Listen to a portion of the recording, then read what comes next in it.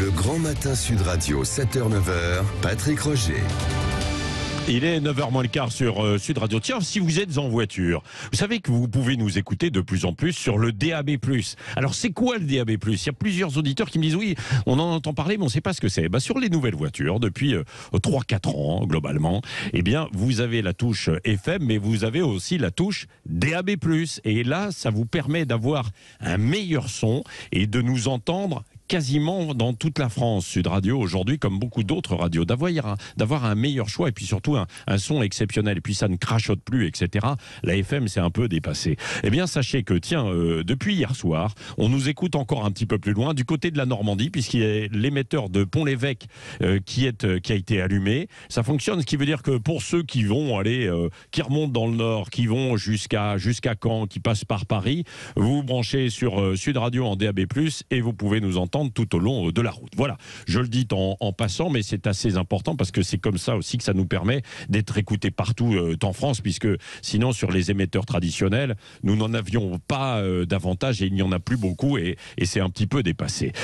Petite parenthèse terminée, revenons donc à l'actualité avec Elisabeth Borne qui a recadré, Emmanuel Macron qui a recadré Elisabeth Borne après sa sortie sur le RN héritier de Pétain. On va en parler avec Elisabeth Lévy, Alexis Poulain et puis vous au 0826 300 300. Et puis ce qui fait réagir aussi, je le sais, c'est tout de même ces fusillades à répétition un peu partout dans les quartiers. Là, il y en a eu une avant-hier du côté de Toulouse. Un homme de 25 ans qui a été tué par balle sur fond de trafic de drogue. Nous sommes avec Richard qui est du côté de Toulouse.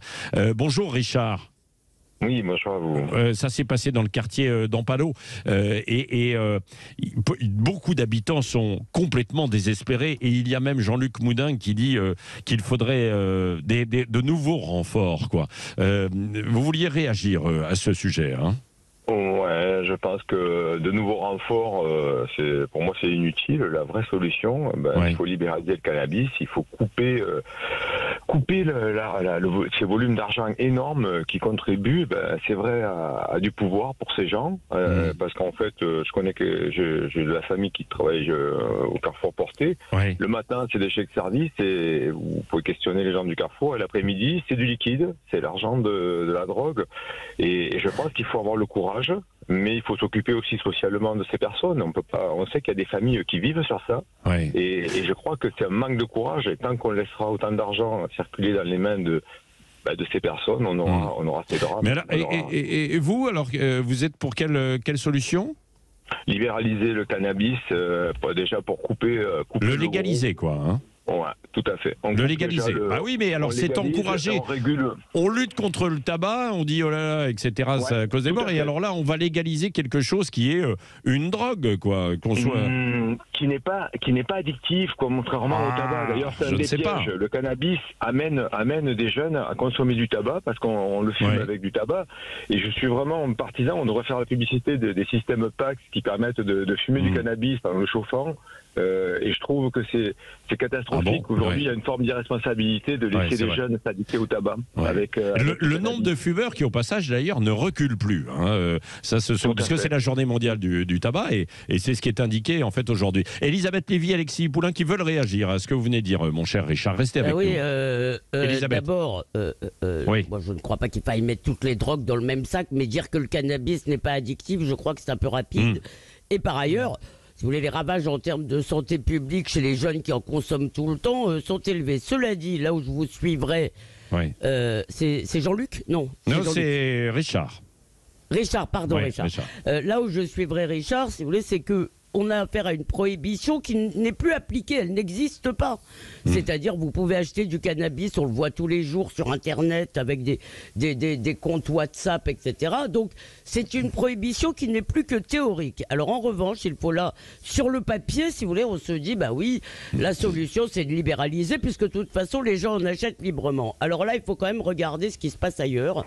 Et aux États-Unis, ça a été assez catastrophique. Et donc, les spécialistes plutôt de ces questions, parce qu'aujourd'hui c'est vraiment une affaire de crime organisé aussi, ils disent plutôt que si on libéralise, d'abord c'est pas la panacée, mais qu'il faudrait surtout le faire sous l'énorme contrôle de l'État, c'est-à-dire avec un monopole d'État, etc. Donc attention, le diable est quand même dans les détails et dans l'application, il suffit pas de dire libéraliser pour que ça marche. Hein. Aux États-Unis, c'est intéressant. Alexis Poulain, d'un mot aussi, avant de reprendre Richard. Oui, il y a un vrai problème de fond. Hein. On voit le nombre de morts liés au trafic, y compris dans les villes moyennes et petites villes. La politique du point de deal est un échec. Il y a un marché souterrain énorme. Hein. Je ne sais pas quelle est la part du trafic dans le PIB, mais évidemment qu'il y a une réflexion à faire parce que la consommation, elle est là. On ne peut pas lutter contre un phénomène de société, ou alors il faut vraiment un plan à 30 ans pour de vrai sur pourquoi autant de drogue dans nos sociétés. Sur le cannabis, évidemment, plusieurs pays ont déjà fait le choix de la dépénalisation, de la légalisation. Alors, il y a des risques, effectivement, c'est de faire exploser d'autres trafics, de drogues plus dures. Donc, c'est compliqué. Bah oui, ça se déporterait, c'est ce que disent certains spécialistes, et que ça se déporterait et que les trafiquants iraient sur d'autres drogues, quoi, aussi. Hein. C'est ce qui s'est passé aux Pays-Bas, par exemple, où ils sont un peu revenus en arrière parce qu'ils se sont rendus compte qu'effectivement, la dépénalisation dans les années 80, 70, avait aussi ouvert la porte à d'autres trafics plus importants. Et les cartels, eux, continuent et ont de plus en plus d'inventivité. Hein. On a eu cette affaire à Marseille là, de 2 touristes brésiliens qui faisaient croisière, en fait, et qui, en escale, venaient dealer des kilos de cocaïne. Donc, c'est le jeu du chat et de la souris, et c'est compliqué. Pour moi, c'est un dossier important parce qu'il y a un fait de société, une consommation qui existe, et un trafic qui est de plus en plus violent et qui fait de plus en plus de victimes. Bon, voilà, on ne va pas résoudre évidemment ça ensemble, mais c'était bien de tout poser sur la table. Et Richard, vous avez remis le sujet. Juste sur notre autre sujet du jour, il nous reste 4 minutes. Je voudrais qu'on en parle. Emmanuel Macron a-t-il eu raison de recadrer Elisabeth Borne après sa sortie sur le RN, héritier de Pétain? Richard, vous êtes avec nous.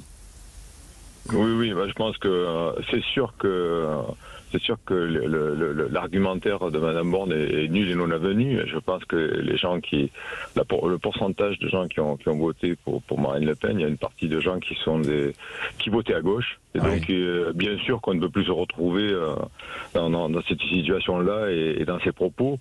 Mais au-delà de ça, en fait, je pense que M. Macron, il faut qu'il ménage ce qui peut aider En Marche à survivre, en fait. Hein. C'est d'un côté la NUPES et de l'autre côté le Front National. Mais je pense c'est un faux débat parce qu'en fait, la vraie question aujourd'hui, c'est mondialisme ouvert ou projet pour la France. C'est là la vraie question. Et c'est là qu'il y a une ambiguïté et où on ne questionne pas assez nos politiques. J'ai écouté M. Bellamy qui a une position assez tranchée sur ça et qui, lui, pense que les intérêts de la France sont bafoués. Et je trouve que dans chaque parti, on va retrouver des gens qui ont peut-être des envies, des projets. C'est peut-être cela qu'il faut qu'ils se retrouvent. Oui, c'est vrai.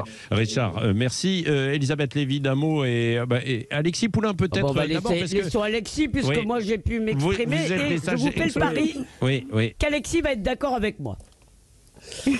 Moi, je pense qu'effectivement, il y a un vrai problème de fond. Alors, déjà qu'Elisabeth Borne et cet avis-là, c'est son avis. Que le président recadre, c'est de la petite politique de la petite parole. Le fait est qu'il y a 88 députés Rassemblement National à l'Assemblée nationale qui représentent une part importante de l'électorat français et que, comme le disait Richard, il y a aujourd'hui une nouvelle cassure au sein enfin, pas une nouvelle en fait, une cassure qui refait jour, c'est celle entre les souverainistes, les nationaux, on va dire, et les mondialistes, européistes, enfin ce que vous voulez, qui défendent un projet d'intégration plus large. Et au cœur de cette question, vous avez bien sûr la question migratoire et vous avez la question aussi des intérêts nationaux. Par exemple, le marché de l'énergie. On a vu cette folie européenne du coût de l'électricité qui fait qu'on paye beaucoup trop cher notre énergie.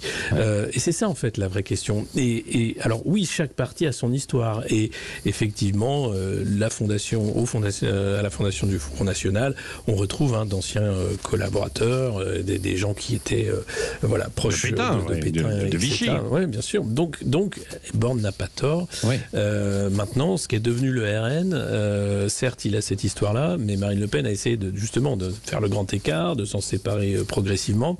Et puis, on ne peut pas faire semblant et systématiquement mettre le RN comme l'épouvantail pour à chaque élection. 30 secondes pour conclure, Elisabeth. 30 secondes. Je ne vais pas tout redire. Moi, je trouve cette incrimination stupide et très, très facile. Et je vous rappelle qu'il y a aussi au Parti communiste, au Parti socialiste et même d'ailleurs à droite, d'anciens communistes, d'anciens maoïstes. Il y avait au Front National des pétainistes et même des hitlériens.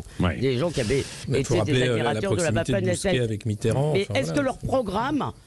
En quoi leur programme était-il un programme de collaboration? Et par ailleurs, si vous voulez, la gauche se sert de ça depuis des années, joue à la résistance, alors qu'il n'y a pas de... jouer la résistance quand il n'y a pas de Hitler en face, si vous voulez, pour se refaire une belle âme, et elle a complètement abandonné les classes populaires. Donc, on va peut-être en parler dans un instant chez Valérie Expert, qui va reprendre évidemment le micro, juste après le journal de 8h. Non, mais les débats vont continuer avec Valérie, dans un instant, évidemment, sur Sud Radio. Bonne journée.